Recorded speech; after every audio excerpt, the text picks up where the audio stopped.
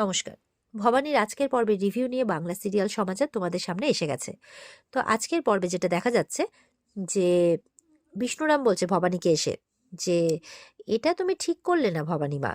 সভাতে মানে বাড়ির সকলের সামনে এইভাবে জামাইকে তুমি চড় মেরে দিলে। তুমি গোপনে তাকে বুঝিয়ে বলতে পারতে, কিন্তু এইভাবে তোমার ঠিক হলো না। এবার তার সম্মানটা কোথায় যাবে বলো তো? ভবানী বলছে, আপনি আমার কোন জন্মের শত্রু বলুন তো? আপনি নিজেদের বাড়ির মেয়ের কথা ভাবছেন না, একজন লোভী মানুষের কথা ভেবে যাচ্ছেন। আমার সাথে শত্রুতা করতে গিয়ে আপনি নিজের বংশের মেয়ের কথা ভাববেন না? মানে আহ, কি বলবো আপনাকে, যে তার আর ভালো মন্দ কোনো কথা আপনার মাথায় আসে না, তাই তো? বিষ্ণুরাম বলছে, মেয়েরা আবার কবে থেকে বংশের হতে গেল? বিয়ে হয়ে গেছে মানে ও পর হয়ে গেছে। বলছে, অবশ্য আপনার ক্ষেত্রে আবার আলাদা, আপনি আবার রাজরানী, আর গায়ের জোরে জামাইকে ঘর জামাই করে রেখেছেন। তা করলেনটা কি বলুন তো? বিষ্ণুরাম তো বলছে বলছে এবার ফুল্লরা বলতে শুরু করেছে, তার নিজের দোষ কি কম আছে নাকি? শুধু অন্যের দোষ দেখলে হবে? কোন দো বলছে শুধু অন্যের দোষ দেখবে নাকি, নিজের দোষটা দেখবে না? ফুল্লরা বলছে, তা ওই মালতীলতাকে এই মহলে ঠাঁই দেওয়ার কোন দরকার ছিল শুনি?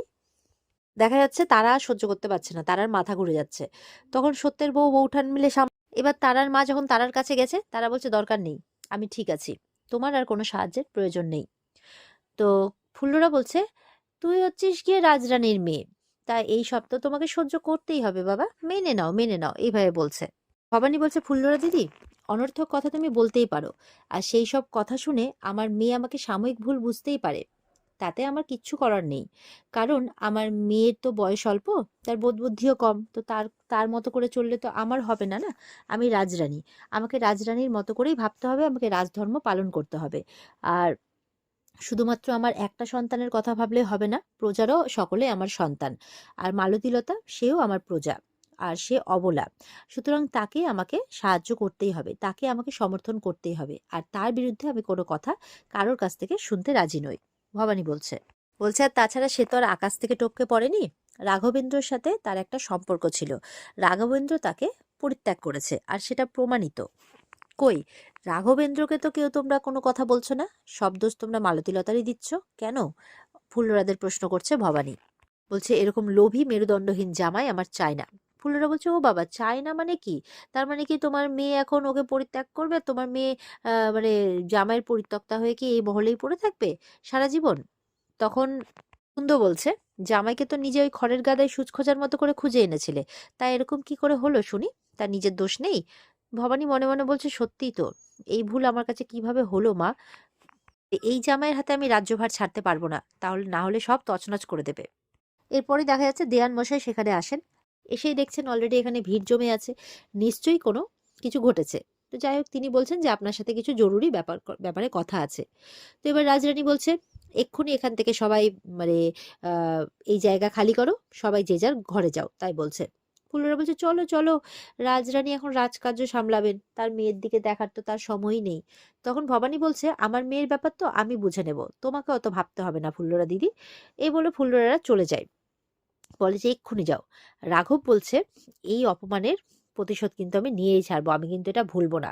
তখন ভবানী বলছে, আগে নিজের মানটা রাখতে শেখো, যাও এখান থেকে, চিৎকার করে বলছে। রাঘবেন্দ্র চলে যায়, বিষ্ণুরাম দাঁড়িয়ে আছে।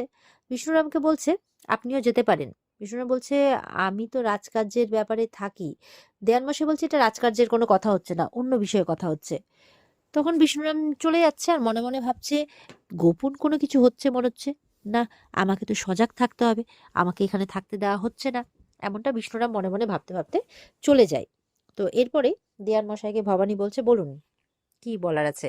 তো দেয়ান মশাই বলছে, জগৎ শেঠ নাকি একটা গোপন সভা রেখেছে, আর সেই সভায় নাকি রাজরানীকে উপস্থিত হতেই হবে, না হলে ওখান থেকে ভেবে নেবে যে রাজরানী নবাবকে সমর্থন করছেন, এরকম ব্যাপার। তো রঘুরাজা যেতে পারবেন না, বয়স হয়েছে ওনার, তাই ওনার পক্ষে যাওয়া সম্ভব নয়। তো রানী বলছে, সে কি বলছেন? ঠিক আছে, আমি যাব, আমি অবশ্যই যাব, আপনি আমার যাওয়ার ব্যবস্থা করুন। ওদিকে দেখা যাচ্ছে জগৎ শেঠ আর দুর্লভরাম মিলে আলোচনা সভা শুরু করেছে, আর তারাই আছে, শুধু গোপন সভা হচ্ছে। তো রাজরানী সেখানে এসে উপস্থিত হয়েছে।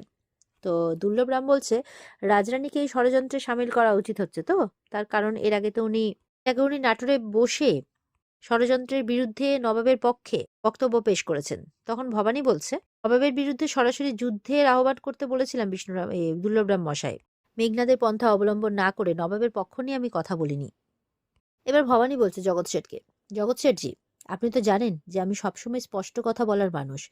তো এইভাবে লুকিয়ে কোনো কাজ করার মতো তো আমি ওরকম মানুষ নই। তো আমার বিরুদ্ধে এরকমভাবে সংশয় প্রকাশ করা হলো আমার ব্যাপারে কেন? আর রইল নবাবের পক্ষ নেয়ার কথা। যদি তাই করতাম তাহলে আমি এখন নবাবের শিবিরে উপস্থিত থাকতাম। জগৎ শেঠ বলছে, আহা! কি করছো দুর্লভরাম? আম এরকম করো না। আর ভবানীকে বলছে, তুমি শান্ত হও মা। আমরা নিজেদের মধ্যে মানে কি বলবো, তর্কাতর্কি করার জন্য এখানে উপস্থিত হইনি। নিজেদের মধ্যে ঝামেলা বাঁধাবার জন্য। আমরা একটা জরুরি বিষয়ে কথা বলার জন্য এখানে উপস্থিত হয়েছি। আচ্ছা বেশ শেঠজি, আপনার সাথে তো আমার অনেক পুরনো সম্পর্ক।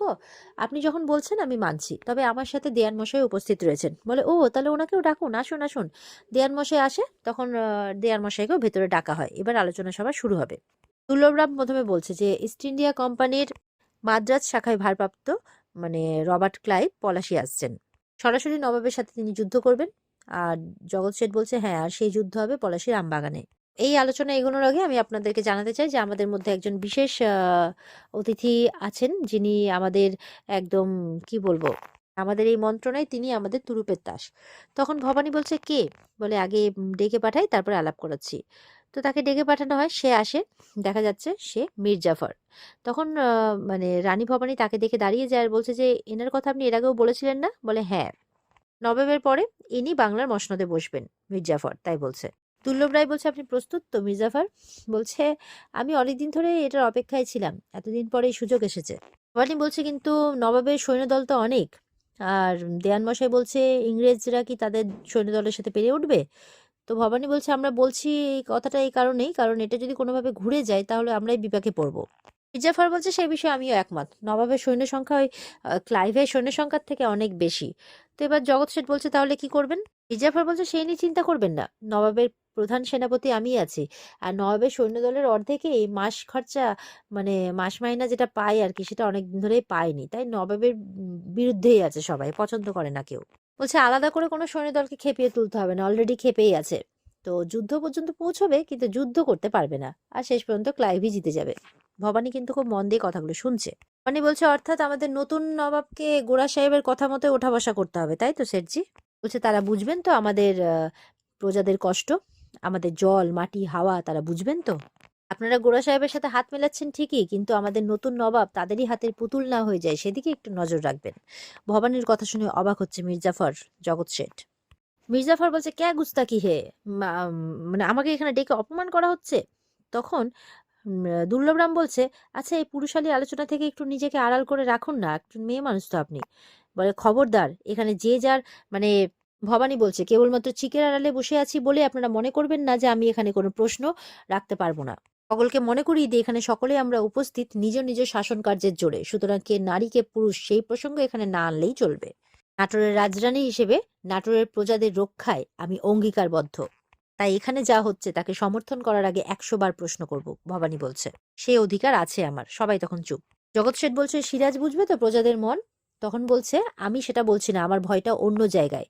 তো তখন বলছে, এই সাধক রামপ্রসাদ তোমার মাথায় এইসব ঢুকিয়েছে না? বলে, মানে অপরাধ নেবেন না, কিন্তু ওনার কথা আপনি বলবেন না। উনি, ওনার সাথে যা হয়েছে তা কিন্তু ঠিক হয়নি, সুতরাং ওনার কোনো কথা আপনি এখানে তুলে আনবেন না। রইলো মান সম্মানের কথা, সেটা না ওনার রইলো না আমার, তাই বলছে। আর শুধু রামপ্রসাদের বলা কথাগুলোই ভেবে যাচ্ছে।